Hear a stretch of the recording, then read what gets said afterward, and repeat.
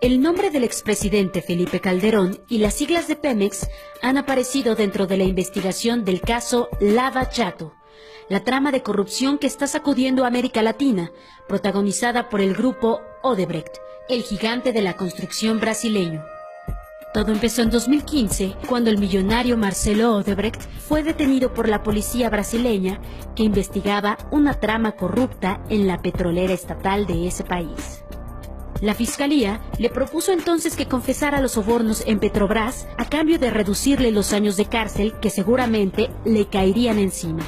Durante meses, él se resistió hasta que hubo más pruebas en su contra. Pero sobre todo, se rindió ante la amenaza de que su empresa, el gigante de la construcción que heredó de su abuelo con presencia en 28 países, nunca más volviera a licitar para obras públicas en Brasil. La derrota de Marcelo Odebrecht abrió los candados que impedían avanzar otras investigaciones abiertas en Suiza y Estados Unidos. En diciembre del 2016, ejecutivos de Odebrecht admitieron ante una corte federal de Nueva York haber entregado sobornos en Argentina, Perú, Ecuador, Colombia, Venezuela, Panamá, República Dominicana, Guatemala y México. El nombre de Felipe Calderón apareció en un correo electrónico entre dos ejecutivos de ese consorcio, Roberto Prisco Ramos y Alexandrino Alencar, quienes gestionaron una reunión entre Calderón y el expresidente de Brasil, Luis Ignacio Lula da Silva, para cerrar un negocio en Pemex que les dejaría ganancias de unos $2.000 millones anuales. Este correo electrónico ha sido incluido como prueba en la investigación por conflicto de intereses abierta contra Lula por el juez del caso Lava Jato.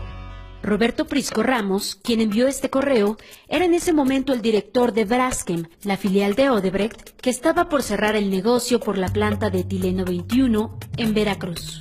Sin embargo, para llegar a esa meta, requerían que Pemex le suministrara 66,000 barriles diarios de gas etano a precios preferenciales. Y así sucedió, aunque Pemex ha reservado esa información por lo menos 20 años. Roberto Prisco ya fue condenado a más de 10 años de prisión por lavado de dinero y corrupción pasiva.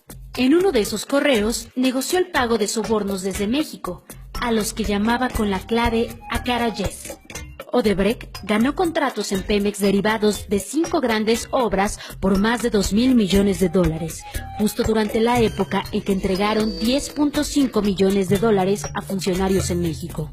El personaje que recibió instrucciones vía correo electrónico para que Lula aceptara reunirse con Felipe Calderón, fungía como director de Relaciones Institucionales. Al menos 3 delatores dentro del caso Lava Jato lo han descrito como el responsable de pactar los sobornos en el extranjero. Alencar fue condenado a 15 años de prisión, también acusado de delitos relacionados con actos de corrupción. En febrero de 2010, Calderón y Lula tuvieron un encuentro privado en México dentro de la Cumbre de la Unidad Latina y del Caribe organizada en Quintana Roo. Al final de la cita, se felicitaron por la inversión de $2.500 millones que realizaría el grupo mexicano IDESA y la brasileña Braskem. Un funcionario de Petrobras, la empresa petrolera de Brasil, confesó que recibió $7 millones en sobornos a cambio de gestión y contratos, entre ellos el de una obra en México. Además, 2 bancas de desarrollo otorgaron créditos a Braskem.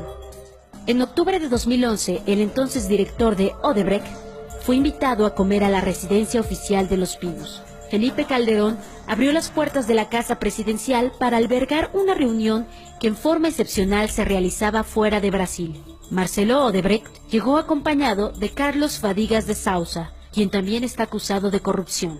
9 meses antes de esta comida, Calderón se había reunido con Fadigas en el marco del Foro Económico de Davos, en Suiza, país en donde Odebrecht movió $211 millones en cuentas secretas para el pago de sobornos. En 2010, Odebrecht patrocinó al organismo oficial para combatir la corrupción en México, la Secretaría de la Función Pública, para la organización de un encuentro internacional de control de obra pública. Paradójicamente, la misma función pública ahora en el gobierno de Enrique Peña Nieto investiga los pasos de Odebrecht en México.